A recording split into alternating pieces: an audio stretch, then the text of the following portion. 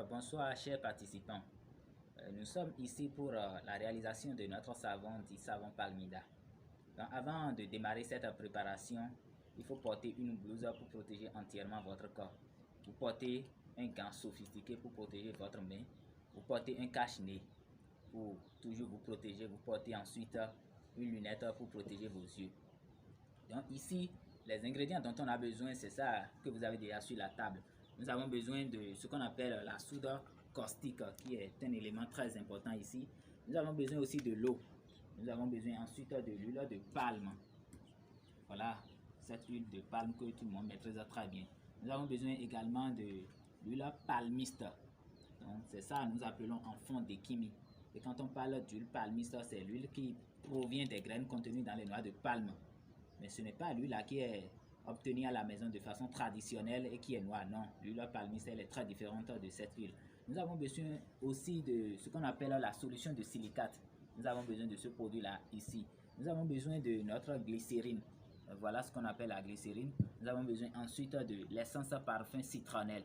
Voilà ce qu'on appelle l'essence parfum citronnelle. Nous avons besoin d'un thermomètre pour prendre les températures des huiles et de notre solution de soude caustique. Nous avons besoin ici du colorant. Et le colorant, c'est pour rendre notre savon vraiment jaune. Parce que pour la couleur jaune, on a besoin de ces deux huiles-là pour avoir la couleur jaune. Donc parfois, quand ça trompe, on est obligé d'ajouter le colorant pour que cette couleur-là puisse bien sortir. Nous avons besoin enfin de ce qu'on appelle moule. Donc ici, on a choisi une moule en silicone. C'est avec cette moule qu'on va essayer de mouler notre savon. On n'a pas forcément besoin de cette moule. On peut utiliser une moule en bois, en fer. Bon, c'est selon notre choix. Donc ici, nous, on a choisi cela compte tenu de sa facilité à démouler les savons. Nous sommes ici maintenant dans la deuxième leçon, rôle et description des ingrédients.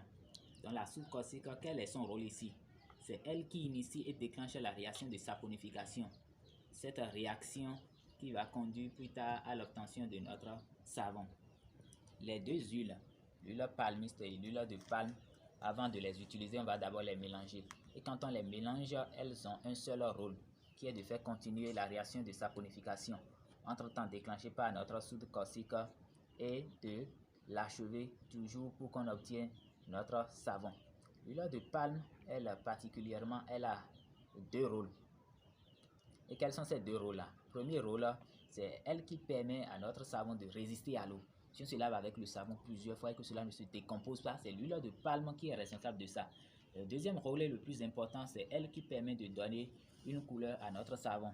Vous avez déjà vu sur le marché qu'il y en a de toutes les couleurs maintenant, jaune, beige, jaune clair, jaune fluo. C'est l'huile de palme qui permet de faire tous ces jeux-là. Donc quand on sera dans la leçon 3, je vais vous expliquer comment elle permet de donner une couleur à notre savon. La solution de silicate.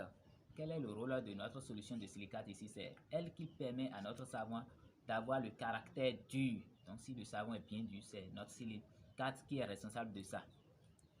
Deuxième rôle le plus important, c'est notre solution de silicate qui permet à ce que notre savon produise assez de mousse. Une mousse massive, c'est notre solution de silicate qui est responsable de ça. Notre glycérine, quel est son rôle ici? Son rôle, c'est de rendre la peau lisse. Donc ici, elle va d'abord rendre le savon lisse et par ricochet rendre la peau de son utilisateur lisse. Donc si en préparant le savon, on oublie de mettre la glycérine, à la fin, on va obtenir un savon qui ne sera pas lisse comme ceux qu'on voit sur le marché.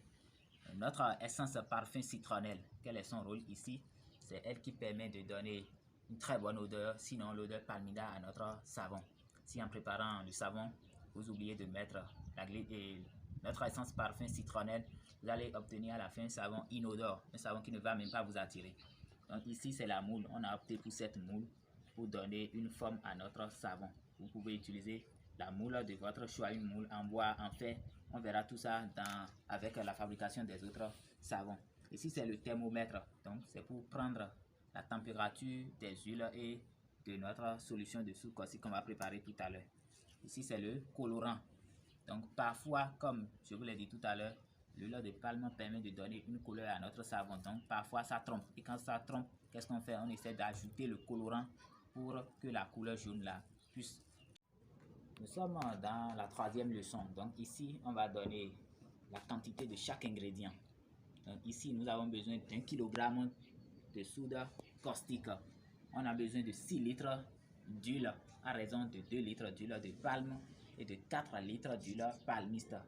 Nous avons besoin de 2 cuillères à soupe de notre essence parfum citronnelle et 2 cuillères à soupe de notre solution de glycérine, autant pour moi. Nous avons besoin également de 4 cuillères à soupe de notre solution de silicate. Et quand je dis cuillère à soupe ici, c'est la cuillère avec laquelle on mange. On a besoin de 3 litres d'eau. Donc voilà la quantité exacte de chaque ingrédient dont on a besoin ici. Mais ici, dans cette préparation, nous voulons prendre demi-kilogramme de soude caustique. Donc on va devoir diviser la quantité des autres ingrédients là par 2. Donc pour demi, on aura 1 litre de notre huile de palme et 2 litres de notre huile palmiste. Ici, ça deviendra 2 cuillères à soupe, 1 cuillère à soupe, 1 cuillère à soupe, et l'eau, ce serait 1,5 litre. Donc voilà comment on va utiliser les ingrédients ici de façon précise.